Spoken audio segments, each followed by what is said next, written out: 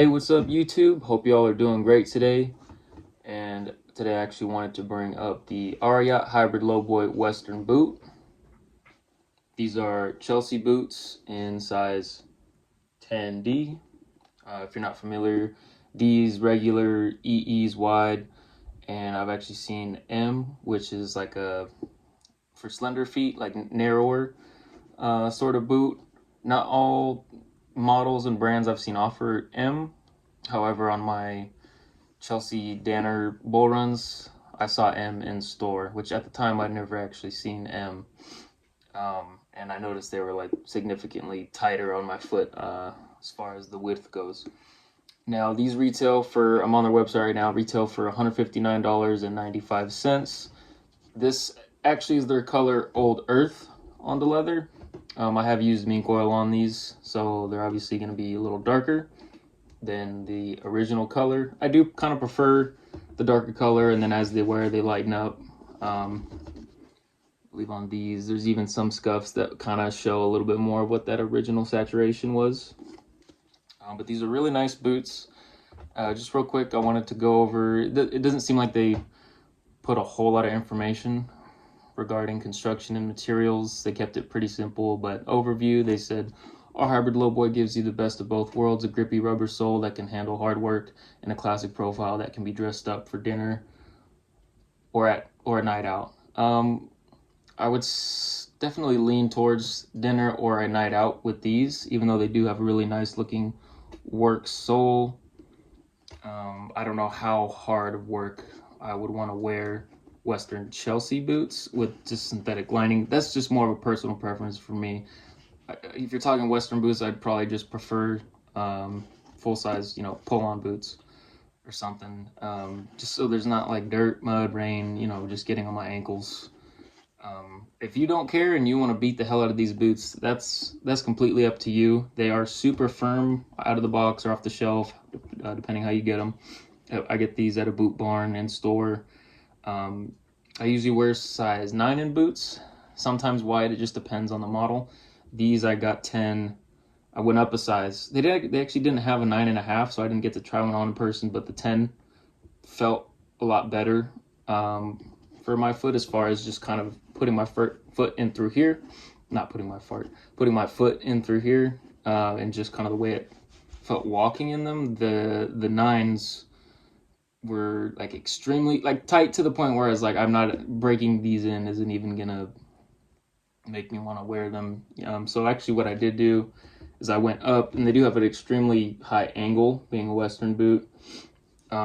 Is I got some thicker sole inserts from Dr. Scholl's for cheap on Amazon, just cut them to size. The inserts they came with actually were fairly nice. They're the kind of standard orange Ariat inserts. I don't know what I did with them. I might have put them in another shoe or something, because I didn't want to get rid of them. They were fairly nice for a $160 boot, but these Dr. Scholl's are a little thicker to kind of make up for these being slightly oversized for me. However, at the same time, because of this arch and just the way they're kind of shaped, I feel like these are a little bit more true to size when it comes to like sneakers compared to more dedicated work boots like you'd get with some mock toes or just 6-inch or 8-inch laced up work boots. Now I actually have this pair right here. These are 9.5 sneakers, and these are actually a bit snug on me, and that's why I prefer 10 with like Nike and Adidas most of the time.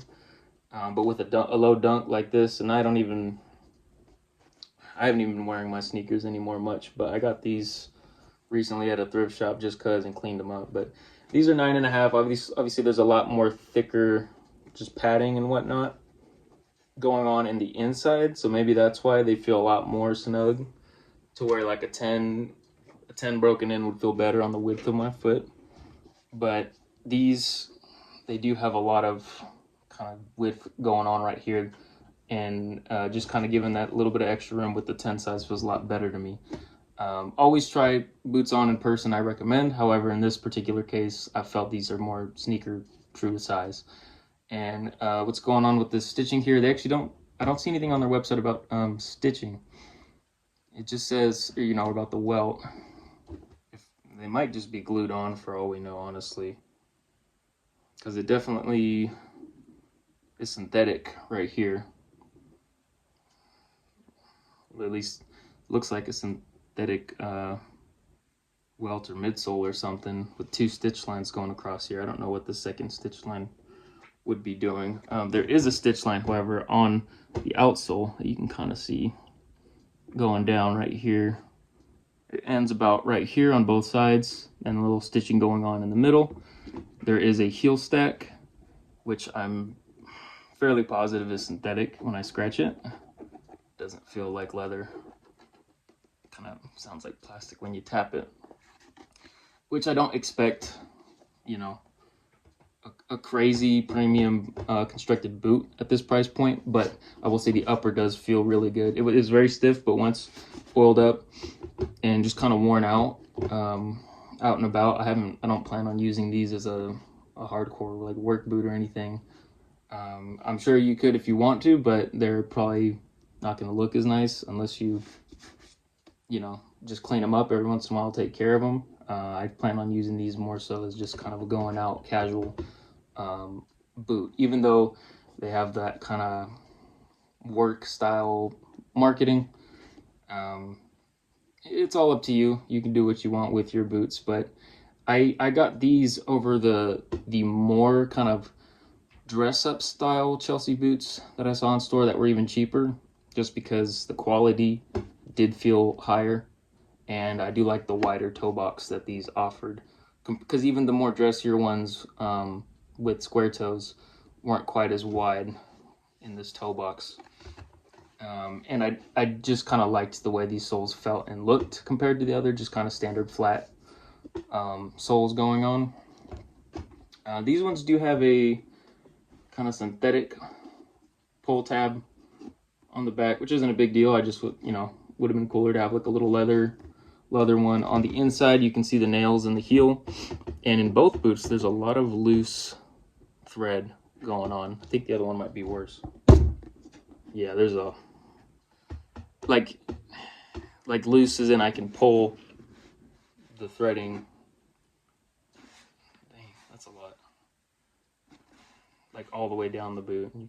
Kind of, well, it ends like right here when I'm pulling on them, but kind of weird. I don't know how to build boots, but I just thought that was kind of weird to just be tucked under the soles or inserts. And then as far as what you're standing on, it kind of just seems like fiberboard or leather board or something. It doesn't feel like anything crazy. But that's the color of it. I would imagine it's fiberboard or something. I doubt it's leatherboard. But $160 Chelsea boot. You know, again, I don't expect a leather midsole or... I mean, for all I know, I'm not Rosanville, so I'm not going to cut these in half, but it doesn't really seem like there's anything in between here in this kind of thick fiberboard. Hopefully there's some cork in there, but there's no way for me to know as of right now, because they just say 5.5 inch height, horseman heel, 1.5 inch heel height, wide square toe. We're confident in our fit tools, but in case your area product does not fit perfectly, okay, that's for exchanges. 4LR technology provides lightweight support and stability. It is fairly lightweight, but also feels really sturdy, I guess. Removable all-day cushioning insole. That was decent. Duratread sole was extremely durable while still in your foot flex. Yeah, they're fairly stiff, but I mean, these are more of a work geared sole on kind of a more classy dresser upper. Full grain leather, synthetic lining, 100% leather. Oh yeah, there is kind of some thin synthetic lining, which is what I would expect. There is a dedicated counter cover. I've had no issues with comfort with these. Even breaking in, like I didn't really have a break-in period where I had any pain. Just wearing these out and about. But the on the size 9 when I was trying them on, especially just in Chelsea boots in general. At first, if they're a real snug fit, this kind of front top of the upper can be a little bit irritating, but that's kind of normal. when you're breaking them in.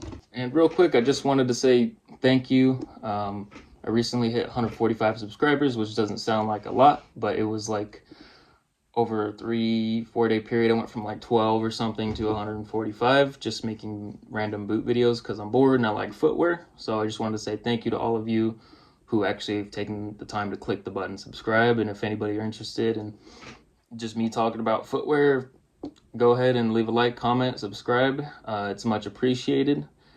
And hopefully I can get some more boots in my hands. I mean, I'm not sponsored or anything. I don't receive free boots to look at or review.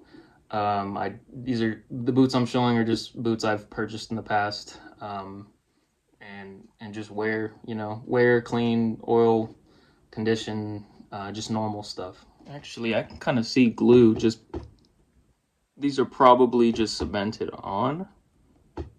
I can see glue shining just by pushing the leather back. So I would wager these are probably fake stitches. I could not 100% confirm that. But either way, if you're in the market for a kind of work-inspired, I would call them, not work boot, but work-inspired Western Chelsea boot, for casual wear and maybe some shop work, just normal stuff. Definitely not tree climbing and something you use loggers or real tough work boots for, which I feel like goes without saying. But anytime I see these big companies like Ariat put hard work in the description, I just think of actual, like, the kind of hard work I see, in my area. But anyways, they are a bigger company. These are made in Vietnam for $160. They're more than likely not going to be made, assembled in America, but they do seem really solid for a casual boot. I really like the way the leather feels after putting some mink oil on them. Like I said, they were very firm and felt kind of dry, so it did kind of feel like they needed some oiling. I wouldn't say off the shelf they felt like they had a lot of oil worked into them, or maybe they were just sitting there for a while and dried out. I didn't go around feeling all the pairs to compare, but thus far I'm really happy with these, and I would recommend them to a friend. So if you have any questions or concerns about my experience thus far, go ahead and leave a comment. Or if you do have these boots and you want to shed some more light on how they've worn in, how long you've had them, please do let us know. Excuse me. Sorry about that.